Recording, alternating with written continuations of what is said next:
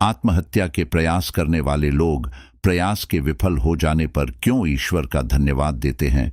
Victor ई Frankel 3 भयावह साल concentration camp की यातना सहकर भी कैसे अपनी बाकी की जिंदगी खुशी खुशी जी पाए? क्या आप भी अपने अर्थहीन जीवन को अर्थपूर्ण बना सकते हो? क्या अपनी बुरी से बुरी परिस्थितियों से मुकाबला कर आप खुश रहना सीख सकते हो? चलें, शुरुआत एक चौंका देने वाले तथ्य से करते हैं। डॉक्टर विक्टर ई फ्रैंकल ने 12,000 से अधिक ऐसे मरीजों का इलाज किया जिन्होंने आत्महत्या का प्रयास किया था, और हैरानी की बात यह है कि बाद में ये सभी मरीज अपने आत्महत्या के प्रयासों के असफल होने पर आभारी थे। हैरान रह गए ना? आभारी क्यों? क्योंकि समय और थोड़े से धैर्य के साथ उन्होंने अपनी नामुमकिन लगने वाली समस्याओं का समाधान भी ढूंढ निकाला था। तो अगर आप अपने जीवन में हार मानने का सोच रहे हैं तो फिर से सोचिए। जीवन एक किताब की तरह है। आप इसे केवल पहला और आखिरी पन्ना पढ़कर नहीं समझ सकते। आपको कठिन से कठिन अध्यायों को भी जीना होगा ताकि आप देख सकें कि आपके जीवन की कहानी क्या रूप लेती है।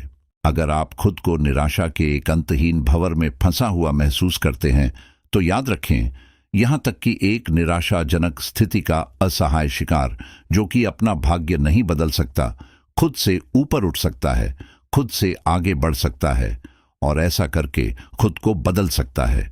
वह एक व्यक्तिगत त्रासदी को जीत में बदल सकता है। यह बात सीधे डॉक्टर विक्टर ई फ्रैंकल कहते हैं अपनी महान पुस्तक मैन्स सर्च फॉर मीनिंग में। लेकिन ये विक्टर ई फ्रैंकल हैं कौन? अब फ्रैंकल को महज किसी सर्वज्ञानी के रूप में खारिज मत करिए जो अपनी आरामदायक कुर्सी में बैठकर जीवन का खोखला ज्ञान बांट रहा हो। नहीं, फ्रैंकल का जीवन एक असली डरावनी कहानी थी। आप जो कुछ भी झेल रहे हैं, शायद वह उस तकलीफ के आगे कुछ भी नहीं है जो उन्होंने झेली। फ्रैंकल एक होलोकॉस्ट सर्वाइवर थे जिन्होंने नाजी कॉन्सेंट्रेशन कैंप्स में 3 से अधिक वर्ष बिताए। कल्पना कीजिए, एक जानवर से भी बदतर व्यवहार किया जा रहा हो, लगातार पिटाई और अपमान का सामना करना होता हो, मुश्किल से एक टुकड़ा रोटी और एक कटोरा पतला सूप मिलता हो, बर्फ में ठिठुरते हुए, फटे पुराने जूतों में गुजारा करते हुए रोज बहुत मेहनत और मशक्कत करनी होती हो। अगर आपको लगता है कि आपकी जिंदगी खराब है तो कम से कम आप ऐसे कॉन्सेंट्रेशन कैंप में तो नहीं हैं जहां आपको यह भी नहीं पता कि आपके परिवार या दोस्त जिंदा हैं या नहीं, और इस बात की कोई गारंटी नहीं कि आप कभी भी उन्हें देखने के लिए खुद जिंदा बाहर निकल पाएंगे या नहीं। अब अगर कोई ऐसा आदमी जिसने यह सब सहा है, वह जीवन के अर्थ और सबसे खराब परिस्थितियों में जीवित रहने के बारे में बात कर रहा हो, तो ये जाहिर सी बात है कि उसकी बात हमें अवश्य सुननी चाहिए। अब सबसे बड़ा प्रश्न यह है कि कॉन्सेंट्रेशन कैंप्स में जब 6 मिलियन यहूदियों ने मानवता के सबसे काले अध्यायों में से एक में अपनी जान गंवाई, तो कैसे कुछ लोग इतनी अमानवीय परिस्थितियों में भी जीवित रह पाए? जब सभी मौके आपके खिलाफ हों तो जीवित रहने के लिए क्या चाहिए होता है? फ्रैंकल के बुरे अनुभव के कुछ प्रमुख सबक इस प्रकार हैं। 1. अनुकूलन क्षमता। फ्रैंकल ने देखा कि कैदियों की अनुकूलन क्षमता असाधारण थी। वे बिना नींद के लंबे समय तक जीवित रह सकते थे और सबसे असहज परिस्थितियों में सो सकते थे। उनके पास कोई उचित दंत चिकित्सा नहीं थी, फिर भी उनके दांत स्वस्थ रहे। वे कई दिनों तक वही फटे कपड़े पहनते रहे और इसके बावजूद करही मेहनत से हुए उनके घाव सड़ते नहीं थे। जैसा कि दोस्तोयेवस्की ने कहा था, मनुष्य एक ऐसा प्राणी है जो किसी भी चीज का अभ्यस्त हो सकता है, और मुझे लगता है कि यह उसकी सबसे अच्छी परिभाषा है। अपने हाथ खोकर, अपने पैर खोकर भी आदमी अपने को हर परिस्थिति में ढाल सकता है और जीवित रह सकता है। 2. जाने देना या माफ करना। स्वतंत्रता खुशी की गारंटी नहीं देती, खासकर जब आपकी पूरी दुनिया नष्ट हो गई हो। जब उन्हें आजाद किया गया तो कई यहूदियों के पास वापस जाने के लिए कोई घर नहीं था, कोई परिवार नहीं बचा था। जो लोग अपने दुखद अतीत को नहीं छोड़ सके वे अक्सर निराशा में डूबते चले गए, लेकिन जिन लोगों ने अपना ध्यान अपने वर्तमान और भविष्य पर टिका कर रखा उन्होंने किसी तरह आगे बढ़ने का रास्ता खोज ही लिया। फ्रैंकल ने खुद को घास के मैदान के सामने घुटनों पर गिरते हुए पाया और अपनी नई स्वतंत्रता के लिए एक अत्यधिक आभार महसूस किया। वह क्षण उनके नए जीवन की शुरुआत थी, एक ऐसा जीवन जो उनके दर्दनाक अतीत द्वारा निर्धारित नहीं होगा बल्कि उससे शक्ति प्राप्त कर अपना भविष्य उज्जवल करेगा। 3 ब्रह्मांड के प्रति समर्पण।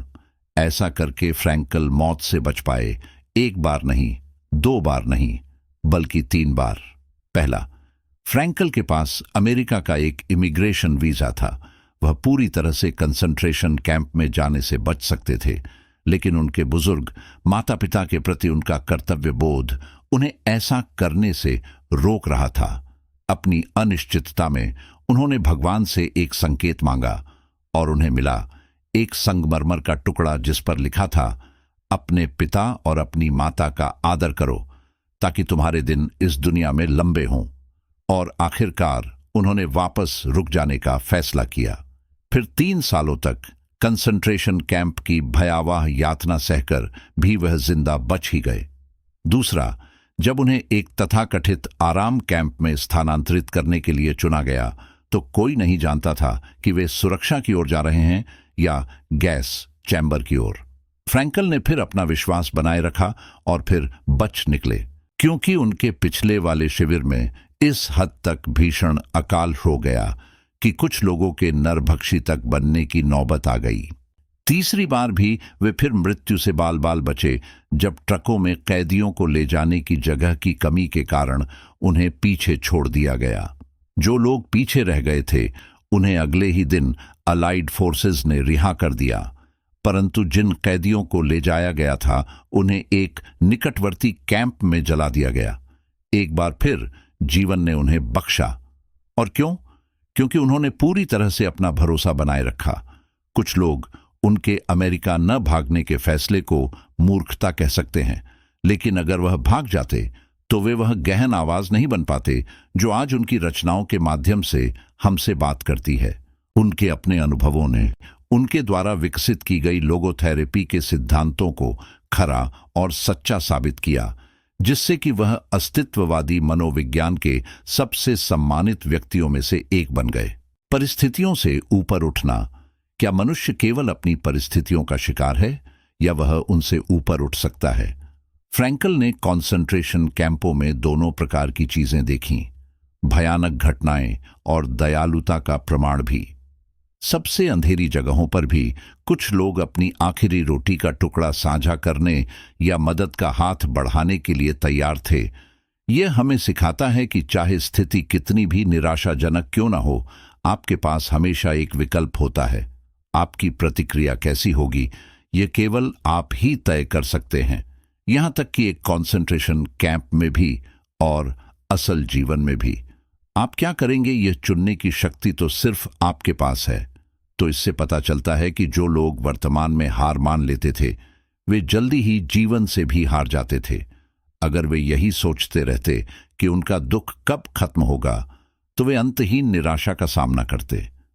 जीवन में पीड़ा की कोई निश्चित समाप्ति तिथि नहीं है। फ्रैंकल ने पीड़ा की तुलना गैस से की है। यह किसी भी चीज में घुसकर, फिर चाहे वो बड़ी हो या छोटी, को पूरी तरह भर देती है। जैसे कि आपकी पीड़ा आपके मन और आपके जीवन को भी भर सकती है अगर आप इसे अपने ऊपर हावी होने दें। कष्ट के बीच अर्थ खोजना। फ्रैंकल के कैंप में मृत्यु दर क्रिसमस 1944 और नए साल 1945 के बीच बढ़ गई। क्यों? क्योंकि कैदियों को उम्मीद थी कि वे क्रिसमस तक घर पहुंच जाएंगे। जब ऐसा नहीं हुआ तो उनकी निराशा घातक हो गई।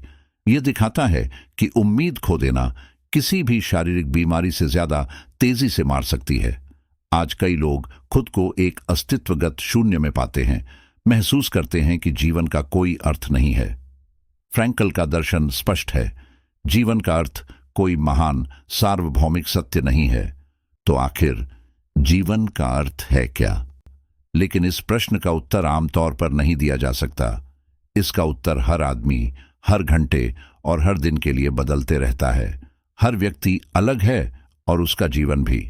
जीवन को सार्थक बनाने के लिए उसे जो करना चाहिए वह उसके लिए उतना ही भिन्न होगा जितना उसकी परिस्थितियां दूसरे व्यक्ति से भिन्न होंगी। तो जैसा कि फ्रैंकल कहते हैं, यह सवाल उस व्यक्ति को किसी से भी पूछना नहीं चाहिए, बल्कि उसे यह एहसास होना चाहिए कि जिंदगी उससे ही यह सवाल पूछ रही है और उसे अपने जीवन की परिस्थितियों के अनुसार इसका उत्तर खुद ही देना होगा। तो यह जीवन नहीं है जो उसके प्रति जिम्मेदार है, बल्कि वह है जो अपने जीवन के प्रति पूरी तरह जिम्मेदार है। और फ्रैंकल बताते हैं कि जीवन का असली अर्थ बाहर दुनिया में खोजना है, न कि अपने भीतर। यदि आपको आपका जीवन एक तरह की निश्चित परिस्थितियों में ला देता है, तो यह समझना आपकी जिम्मेदारी है कि आप इसका क्या अर्थ निकाल सकते हैं। हाँ, आप अपने जीवन को अर्थपूर्ण बना सकते हैं, भले ही आप खुद को पूरी तरह से निराशाजनक स्थिति में फंसा हुआ पाएं और इससे बाहर निकलने का आपको कोई रास्ता नहीं दिख रहा हो।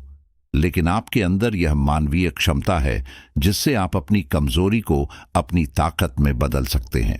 इस बात पर रोने के बजाय कि जीवन ने आपके साथ कितना गलत व्यवहार किया है, इस चुनौती को स्वीकार करके दिखाएं कि आप इस परिस्थिति को अपने फायदे में कैसे बदल सकते हैं। फ्रैंकल ने एक बार एक बूढ़े आदमी की मदद की जो अपनी प्रिय पत्नी की मृत्यु से बहुत दुखी था।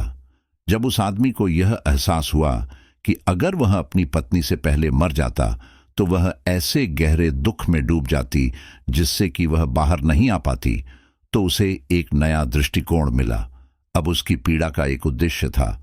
यह उसकी पत्नी को दुख से बचाने का ईश्वर का उपाय था। इसी तरह अपनी खुद की कैद के दौरान फ्रैंकल अपनी पत्नी की याद और भविष्य में खुद को श्रोताओं को व्याख्यान देते हुए देखने की कल्पना करते रहे। ये मानसिक छवियां उन्हें तब जीवित रखती थीं जब उनके पास कुछ और बाकी नहीं बचा था। लोगोथेरेपी, जो कि फ्रैंकल की अपनी विचारधारा है, सिखाती है कि मनुष्य का अंतिम उद्देश्य केवल सुख की खोज या दर्द से बचना नहीं है, बल्कि जीवन में अर्थ खोजना है, यहां तक कि कष्ट में भी। हाँ, जब वह कष्ट भोग रहा हो तब भी यदि वह अपने कष्टों को निरर्थक न जाने दे तो वह खुशी खुशी कष्ट भी सह सकता है। यूनिवर्सिटी ऑफ जॉर्जिया में साइकोलॉजी की प्रोफेसर एडिथ वाइस्कॉप्फ जोएल्सन ने दिखाया है कि कैसे वर्तमान संस्कृति खुशी की खोज पर बहुत अधिक जोर देती है। ऐसा माना जाता है कि किसी भी प्रकार का दुख झेलना गलत है, जिसे तुरंत ठीक करने की आवश्यकता है।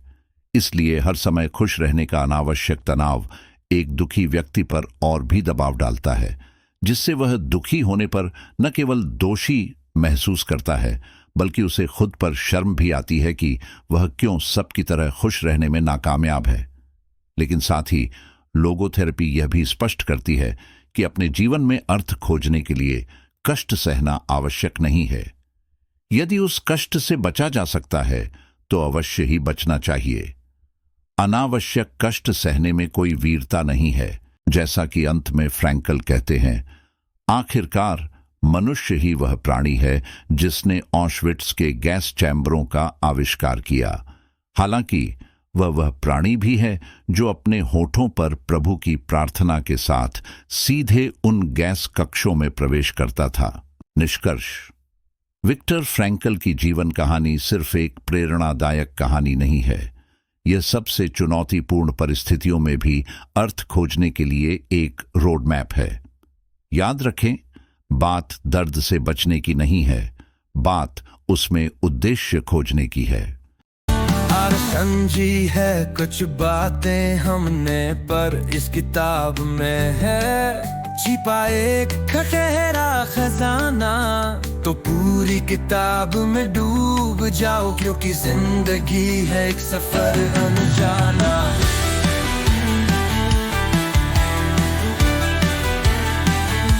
पन्ने पर सपने सजाओ, हर शक को है दूर भगाना।